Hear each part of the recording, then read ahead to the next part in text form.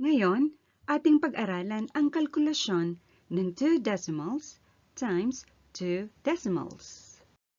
Sa halip na i-align ang mga bilang ayon sa posisyon ng mga digit, iayon ang pag-align ng mga bilang sa pinakahuling numero ng bawat numerical value. I-align natin ang mga bilang na 4 at 1 sa pinakakanan. Sunod, gumamit tayo ng ruler sa pagguhit ng linya.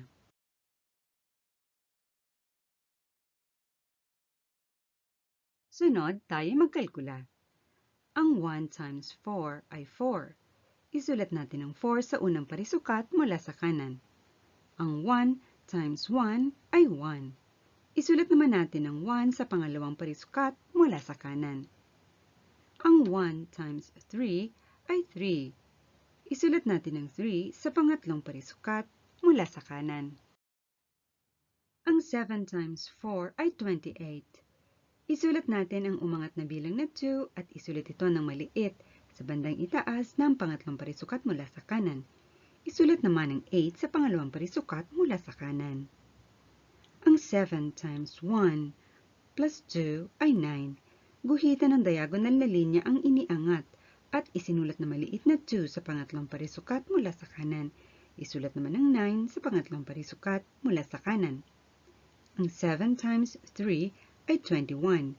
Isulat natin ang 2 sa panlimang parisukat mula sa kanan at ang 1 sa pang-apat na parisukat mula sa kanan. Ang 2 times 4 ay 8. Isulat natin ang 8 sa pangatlong parisukat mula sa kanan. Ang 2 times 1 ay 2. Isulat natin ang 2 sa pang-apat na parisukat mula sa kanan. Ang 2 times 3 ay 6. Isulat natin ang 6 sa panglimang parisukat mula sa kanan. Sunod, idagdag natin ngayon ang mga bilang mula sa kalkulasyon kanina. Ang nasa pinakakanan ay 4. Ang pangalawa mula sa kanan ay 1 plus 8. Ito ay equals 9. Isulat ang 9 sa pangalawang parisukat mula sa kanan.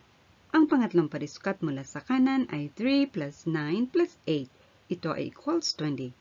Isulat na maliit ang 2 sa bandang itaas ng pang-apat na parisukat mula sa kanan at pagkatapos isulat ang 0 sa pangatlong parisukat mula sa kanan. Ang pang-apat na parisukat mula sa kanan ay 1 plus 2 plus 2. Ito ay equals 5. Guhitan ng diagonal na linya ang inangat na 2 at isulat ang 5 sa pang-apat na parisukat mula sa kanan. Ang panglimang parisukat mula sa kanan ay 2 plus 6. Ito ay equals 8. Sunod, isulat ang decimal point sa resulta ng kalkulasyon. Ang bilang na 3.14 ay isang bilang na may hundreds. Ang 2.71 ay isang bilang na may hundreds din. Kung i-add natin ang mga decimal places, ito ay 2 plus 2 at equals 4. Kaya ang decimal point ng sagot ay nasa 10 thousandths. Ang pinakamaliit na numero na 4 ay nasa ika-10 thousandths na lugar. Kaya isulat ang decimal point sa bandang kanang ibaba ng 8. Panghuli, isulat natin ang sagot. Dito nagtatapos ang ating kalkulasyon sa panulat. Tayo'y magsanay. Pindutin pansamantala ang pause icon at ating lutasin ang katanungan sa pagsasanay. Pindutin ang play icon kapag nasagutan ninyo ang katanungan at markahan ng bilog. Ngayon, magtugma tayo ng sagot. Number 1, 1.41 times 1.73. Ang sagot ay 2.4393. Pangalawa, 0.47 times 0.84. Lutasin natin ito tulad ng sa unang tanong. Ang sagot ay 0.3948. Tama ba ang inyong mga sagot sa dalawang katanungan? Panghuli, repasuhin natin ang inaral natin ngayon. Basahin natin ang number 1 hanggang number 5. Number 1, iayon ang pag-align ng mga bilang sa pinakahuling numero ng bawat numerical value. Number 2, gumamit ng ruler sa pagguhit ng linya. Number 3, magkalkula.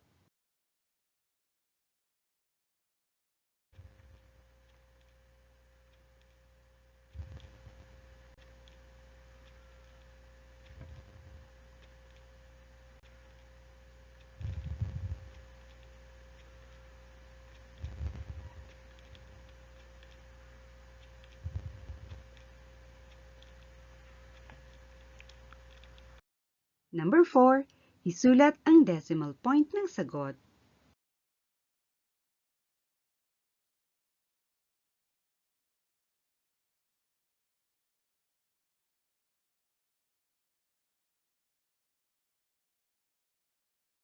Number 5, isulat ang sagot.